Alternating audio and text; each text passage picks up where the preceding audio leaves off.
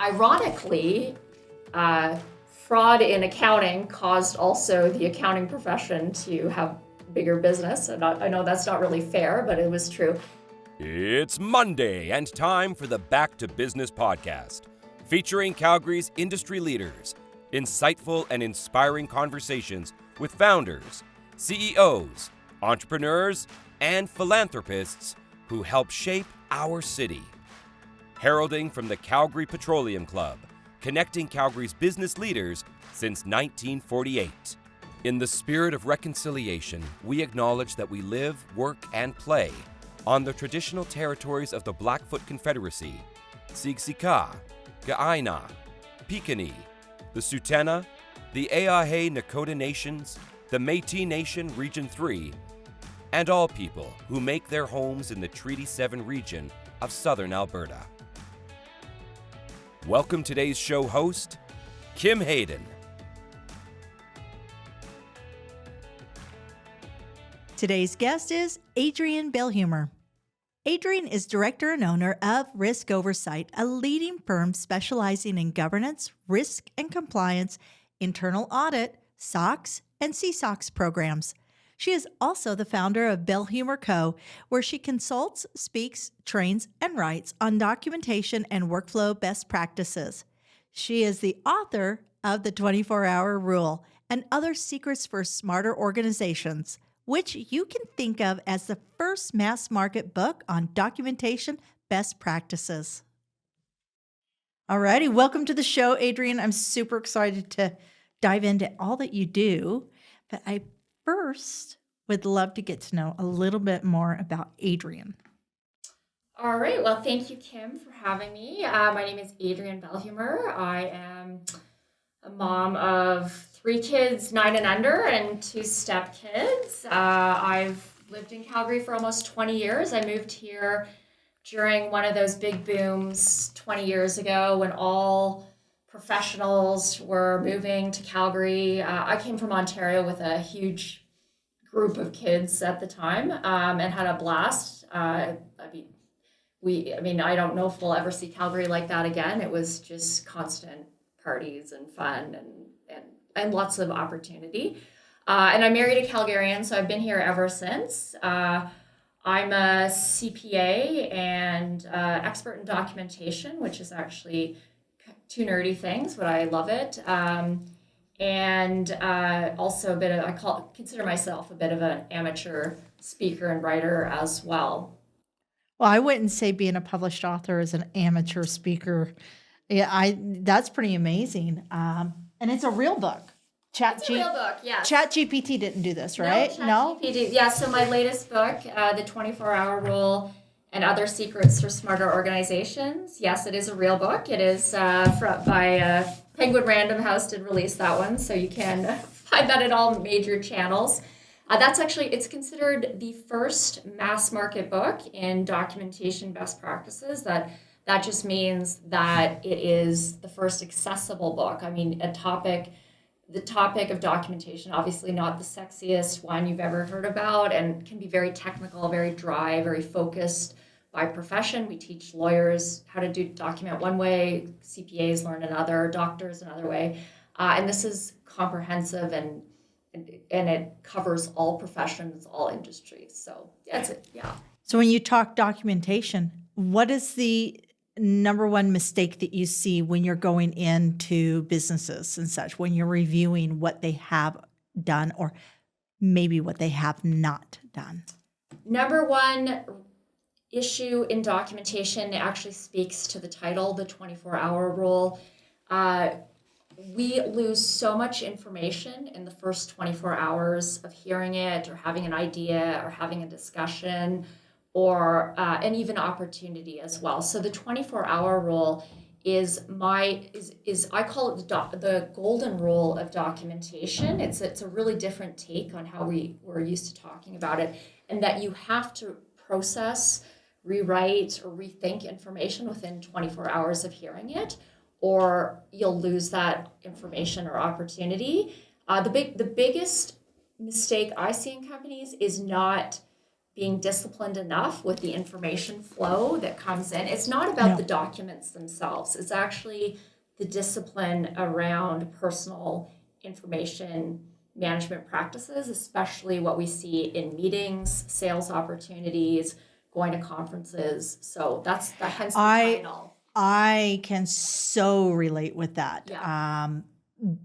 Do you think part of this is that you have different personalities? So a creative personality is running; they're the ones you typically see in the sales front end. So, and then you have your systems personalities, and there seems to be maybe sometimes lack of communication from point A to point B.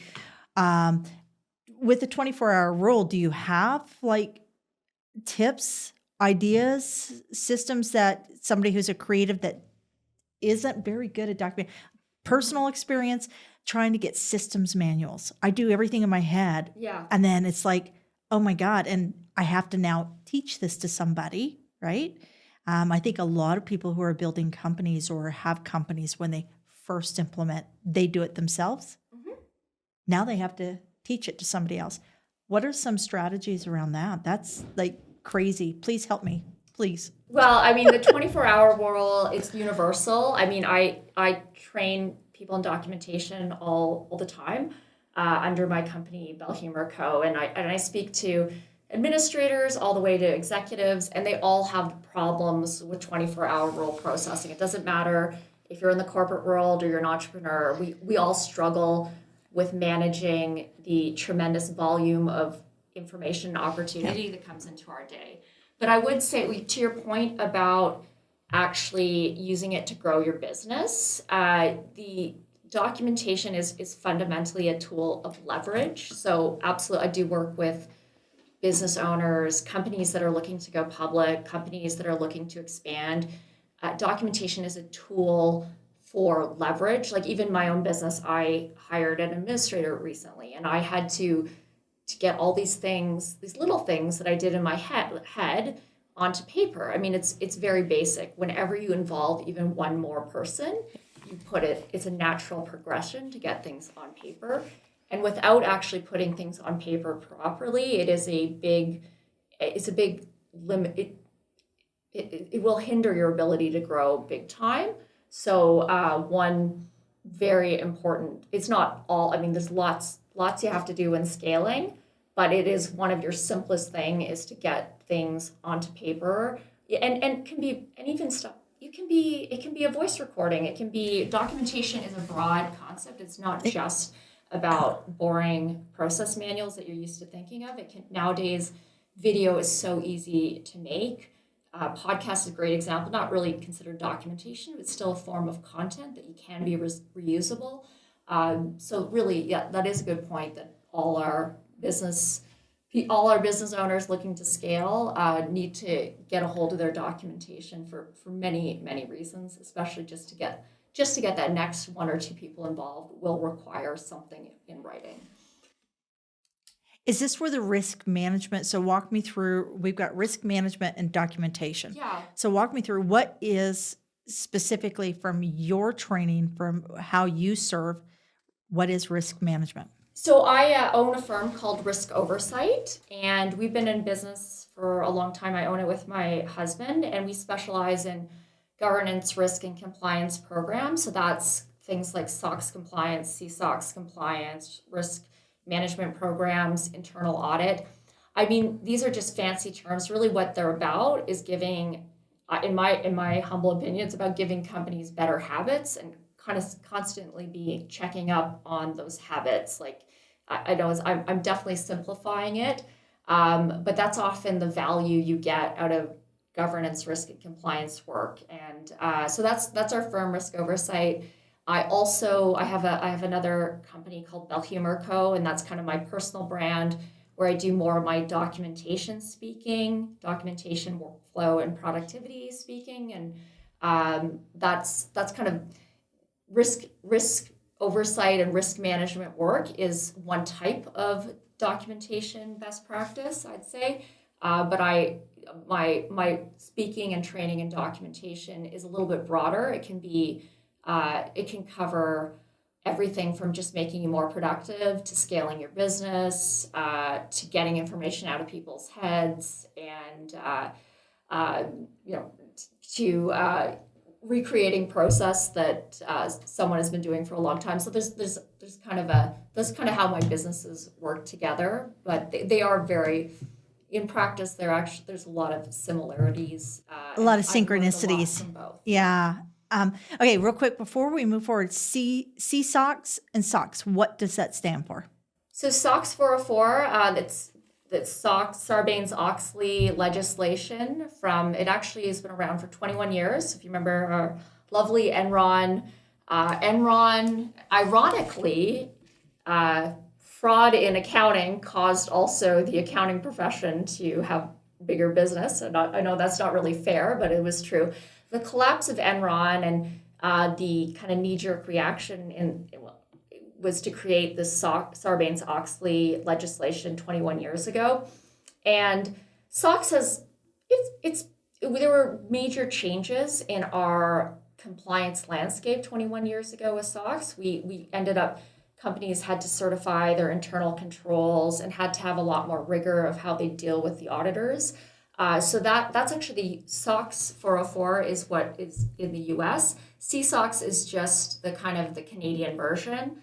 And CSOX programs we have a little bit of I would say a lower standard. It's not that the work is worse, but it's a little more relaxed, a little bit less formal than it is in the US, and you don't have to formally have your auditor sign off. So anyhow, actually most of our clients are CSOX. That means TSX listed companies, not listed in the US. Well, and I would think that in some ways we can be a little more relaxed in Canada because our banking system is significantly different than the United States. So we have different regulations in and around our banking. So there's accountabilities there and such. But it's always nice when something's working on behalf of Canadians. Yes, that is an interesting point in general, the regulatory environment, the legal environment in Canada is more, we're less rules oriented and more conceptual in our rules. Like that's kind of permeates legal regulatory compliance systems in Canada versus the US. And there's actually a lot of benefit to being more reasonable, conceptual. You're not you don't have as big an industry looking for loopholes. Yeah, we're not as litigious either. We are not as litigious. Yeah, we do not sue. It's not a national sport. No. Yeah, we got hockey for that. So yeah, that's one reason that makes it, and you can certainly see it in the compliance landscape in Canada as well. Let's talk about a little bit around what we're seeing in this new age of corporations, because everything has switched and pivoted so much since the work at home phase of COVID. And now people are going, well, what are my options, right? And I think a lot of this, we were talking about this before we started recording around the gig economy and our millennials, and this has all been brewing. So there's a lot of shift happening now. Walk me through kind of your perception of how risk management and documentation plays within the evolution of our C-suite and our fractional positions and the changes happening within business itself. Yeah, that's a great question. So I'll first say, I'm a huge proponent of the gig economy. I'm a product of the gig economy myself. I've been self-employed for 20 years now. So, really, I didn't have a job for that long. I really hated having a job. And I moved from Ontario to Calgary because I maybe it was intuition. This is a fabulous city for entrepreneurship. And I don't know if I could have done it in Ontario. So I'll just put hats off to Calgary for being such a phenomenal place. And the P Club has always been a great place for entrepreneurs as well. So the gig economy in general is about having specialists. And really, Calgary's always been like this. Unlike Ontario, we've always had a very scalable workforce where we bring in mass amounts of engineers and project people and then lay them off. It's been a customary in Calgary to be like this. I do remember talking in my 20s about what I was doing in Calgary, and people just couldn't believe what do you mean you don't have a job? How do you pay the bill? Like, it's just so we've always been a gig economy town, and which has really allowed Calgary to expand and contract very quickly. And it is actually part of risk management, our ability to scale and contract the workforce. And I do think that will just continue to play a bigger and bigger role. So what we're seeing recently in Calgary, I can't profess to be, I'm not an economics expert, but I certainly, what I see at clients is that we are looking the do more with less mentality. I don't think it's just a buzzword. We do have high inflation, we have high interest rates, and we're going to want a workforce. We want more out of our workforce, and we're going to want to mitigate our risk. And one way is to almost even reduce more and keep a low employee count and start leveraging the gig economy more. So I mean, that's the biggest Absolutely. take I can give you in how it ties to risk. It'll mean more people, I think, are converting to consultant especially in the last round of layoffs. Some people think they'll only consult temporarily, but many people never go back. And I certainly have people work for us that have, it's a long-term relationship. They do really well financially. And I would almost argue that you as a contractor can actually mitigate your risk very well on a personal level, because you can have wider range of clients and relationships, and that's, you're not limited by an employment contract to go out and get them. So that'll be my one take on how it really does tie to risk management. And what I find interesting in what you were speaking to, how here in Calgary, because we can embrace the gig economy, we can create our own, but we also are always rated as one of the happiest cities. So when you look at all these, global studies when it comes to balance and work and all this other stuff, we are constantly being rated right up there in like the top 10 places to live in North America. And I really do wonder if giving people the freedom to pursue their interests and create their own economy is part of that happy equation. It must be. I actually think it is. I mean, I think there's a few factors. Our cost of living is certainly lower than my friends in Toronto and Vancouver, and our salaries and consultant rates are higher. So that's a win-win right there. You have more money to take home. Taxes have historically been lower as well, but the freedom to kind of do what you want is dramatic. The Wild West, the freedom to be entrepreneurial is a big part of. I mean, even sometimes some people are actually very entrepreneurial in jobs too. So you don't even have to hang your own shingle. It must be part of it, because you can create your own destiny essentially with more ease. Well, and I think I probably came out here around the same time you did, and I have not had a traditional employment space since I moved to Calgary either. And I have found that the conversation's very unique when people go, well, what do you do? Nobody bats an eye when you say, that you have your own company or that you're doing this. Whereas I agree, you go to more the traditional spaces and places, like I'm from Kansas, and everybody goes, what do you do? And if I can't list an employer that I work for, they look at me and go, okay, and how do you make that work? And, is that really a job, right? So in moving forward, we have a lot of people that will be transitioning out of a C-suite position and moving into these fractional. I know 3 fractional CFOs. Yeah.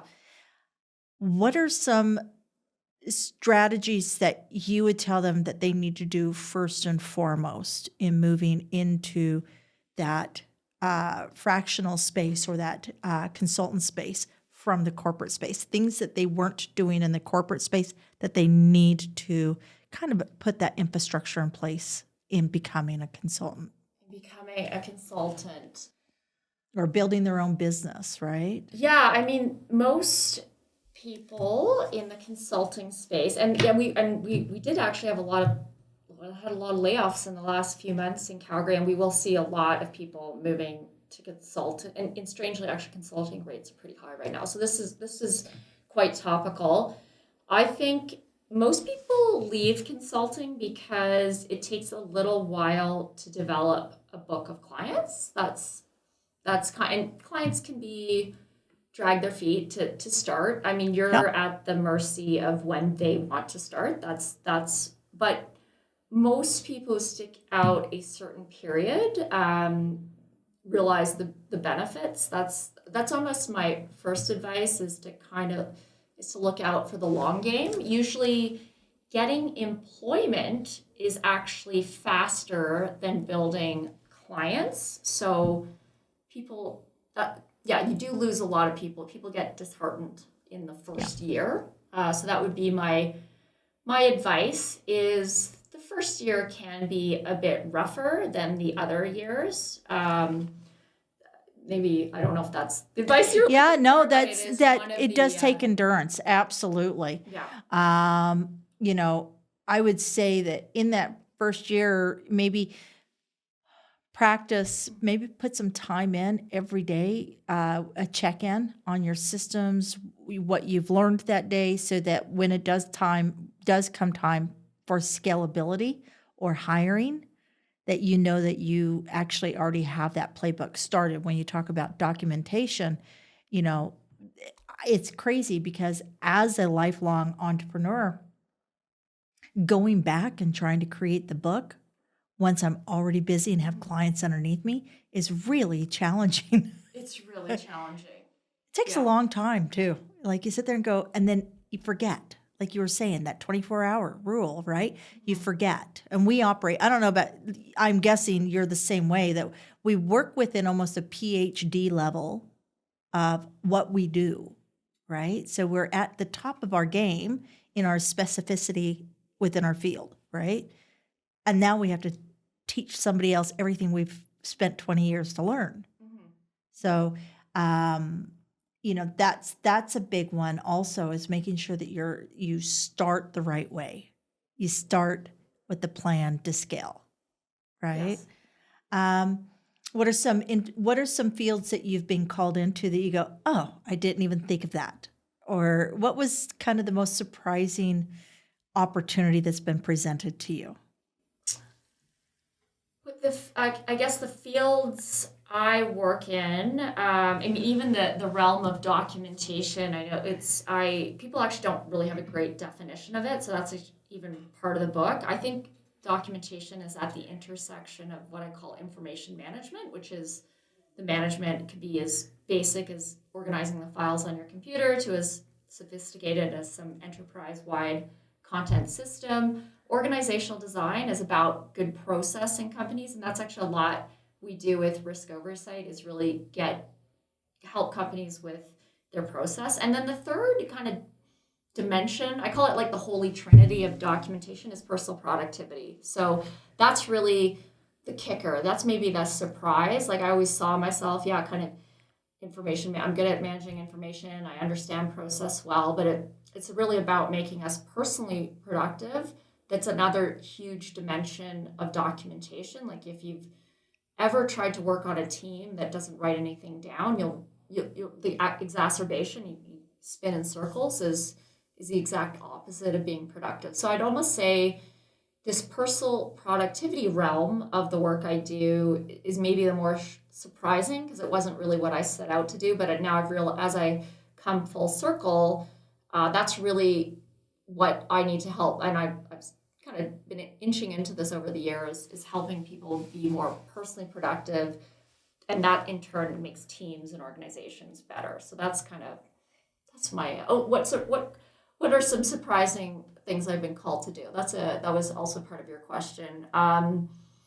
Actually, it's interesting when you say leverage. There's a lot of a lot of my business is largely focused on public companies because whenever you go public is a huge exercise of documentation. They have much higher documentation needs, but other surprise clients are more entrepreneurial businesses that recognize this ability that their documentation lack of repeatable process is hurting their ability to scale. So I've had a lot more of those opportunities, and I love those because you can really see, I've improved sales systems, and yeah, all of a sudden their sales go way up because they're more, they're sending out better materials and they're more organized. I mean, it's almost not, it's like a no-brainer. So that's kind of how I've had lots of evolutions, but those have been some pleasant surprises on the road. And now with moving into that authoritative space and speaking and such, what are some of the groups who, where are you a good fit and who could reach out to you to come and speak for them? Yeah, so so my book journey is funny. CPA documentation expert. I spend like my nose in spreadsheets and documents. I manage my team. And then I got a book deal and they're like, well, now you have to build an audience. And I'm like, what the heck is that? I don't know. I really didn't even know what that meant about 2 or 3 years ago. So it's a totally different world for us kind of introverted CPAs, to be blunt. It's really not our comfort level. So I started pretty small. I've spoken at a lot of professional groups, the CPA Institute a few times, their national conference. I just got back. That's actually why I can't hear today, because I just got back from the internal audit national conference in Ottawa. And for some reason, my ears really plugged on the plane. So I'm really sorry if I'm yelling at any of your listeners here today. I've spoken many times actually for them. Those the Canadian Governance Institute. I've run training for them. ISACA, which is the IT security group, and I've run documentation training for a long list of clients, anywhere from the large ones to more entrepreneurial, and that's been a way.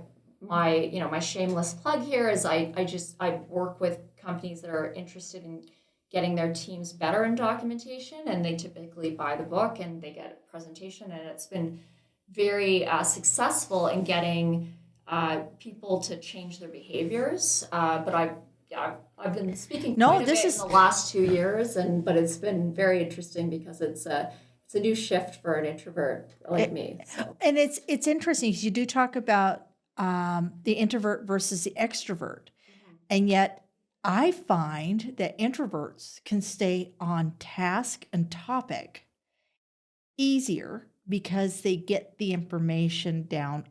It's rote. It's like, this is what, whereas as an extrovert, I mean, you never know what you're going to get with me. It's like 3 conversations, and it's like having the entire family from Thanksgiving dinner, all yelling at you at the same time, right? So it is a fascinating space to see knowledge bearers. We look at the people who pass forward the information, right? The authorities, and a lot of them are introverts, right? Because I think you have to be really high focused and be comfortable within your own space in order to get to that level of authority. You have to write a lot too, which is a very solitary exercise. So I do. I have 3 blogs that I publish quite a bit. I mean, they're not massive audience, but they're well read by my clients and peers. So writing is a bit almost, in order to speak, you often have to write to solidify your thoughts. So yes, I think it does attract a high amount of introverts believe it or not, that are actually speakers and thought leaders. Absolutely. Thought leader, I hate that word, but yes. No, you know what though, it is. I think, I get it. I struggle with the whole word influencer and struggle with the all these kind of coined terms. I mean, I've had resilience tattooed on me since before the pandemic. This has always been my word ever since my 30s. This is my word. And yet it got hijacked. So now when I talk resilience, it's like, Oh, well, everybody. So I think that, I think that thought leader is absolutely a valid term because there's a lot of people who need leadership. A lot of people need leadership. I myself, as being a entrepreneur and an extrovert and the sales and speaking kind of that engagement side of the business, everything you're talking about is the space that I am challenged with.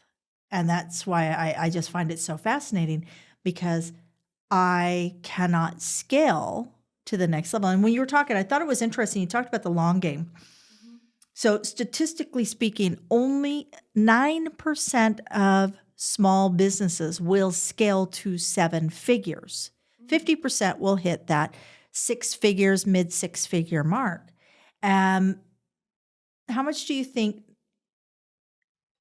not taking the time to set all those repeatable systems, because you have to be repeatable in order to be scalable, how much do you think that plays into those statistical numbers?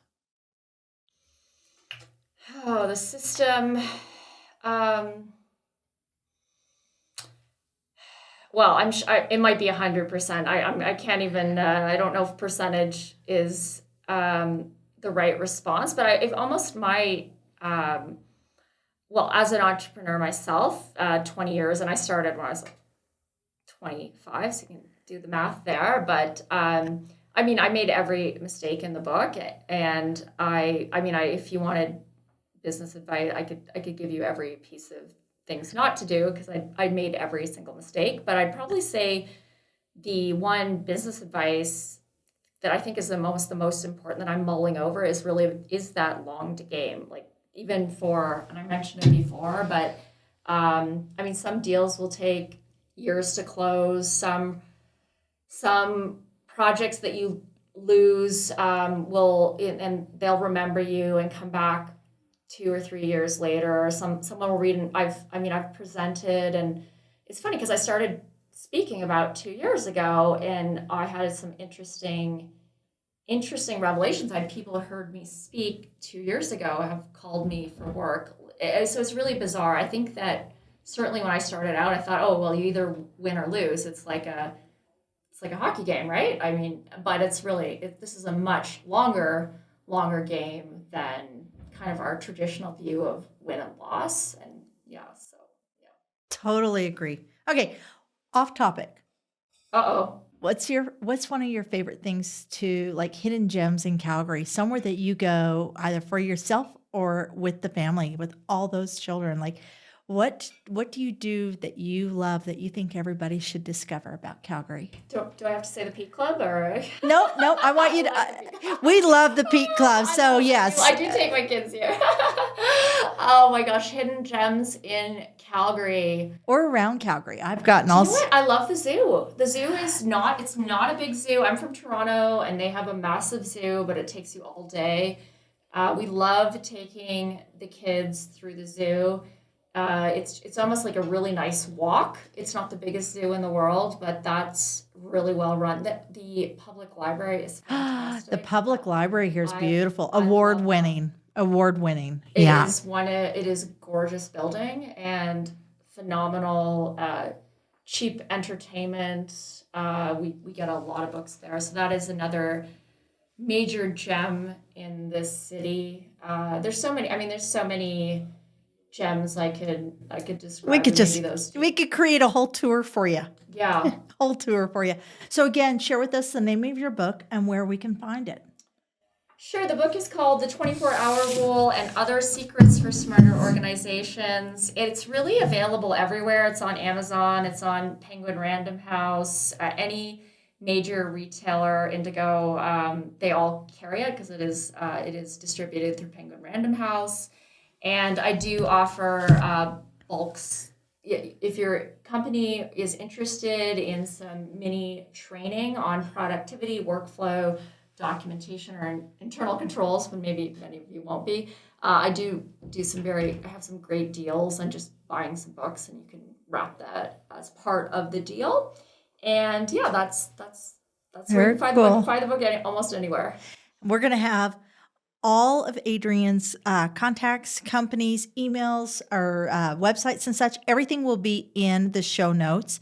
And if you're like me and you took time during COVID to really take a hard look at how you're choosing to leave your legacy, what you're choosing to spend your time on, and you've done shifts, take time and get that documentation in place. Learn from experts like Adrienne so that you can scale. Because we, as Calgarians, and anybody anywhere, wherever you're listening, you can take your talent, your service, and scale it. There's somebody who needs to be served. So, Adrienne, I can't thank you enough for your time. Thank you so much for having me. Thank you. Our amazing published author and industry expert, Adrienne Bellehumeur. I love that name. Thank you. Thank you for joining us today on the Back to Business podcast. Be sure to visit calpeteclub.com, calpeteclub.com, to find out more about upcoming events, networking opportunities, and membership. If you are not already a valued member at the CPC, where we are proudly connecting and supporting Calgary's business leaders.